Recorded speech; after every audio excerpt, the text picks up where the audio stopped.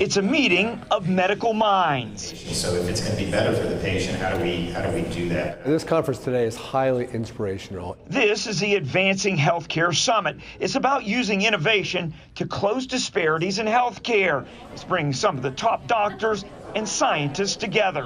To have them all under one roof like this and to hear ideas and the exchange of ideas, the collaborations that come from these innovations, it's fascinating. Never far away from any discussion in healthcare is COVID. It's hard to imagine there's somebody in our society that hasn't been touched by innovation during the COVID pandemic. Tim Schroeder is founder and CEO of CTI, headquartered here. They've done research on the Johnson & Johnson vaccine, COVID treatments, and a long list of other medicines. He's had a lot of experience watching the FDA and the CDC form their decisions. The general public, that's the day they tend to focus on, but the reality is most of this discussion is going on for weeks or months already. The rollout of vaccines and the debate over boosters has shown how the federal government is tied to many medical processes. One of the speakers, Republican Senator Rob Portman. And I believe that vaccines were going to be the single most important thing to get us over the hump. Portman says having the FDA and the CDC finalize the booster decision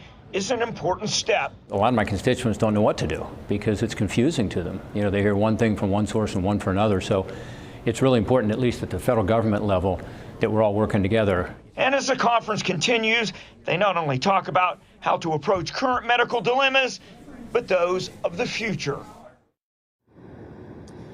Yeah, now this conference is here at the Graduate Hotel. It runs today and tomorrow. Some of the guests are virtual. In fact, one of the folks from the World Health Organization was virtual. I got to talk to them by Zoom. We'll have more on that conversation coming up at 6.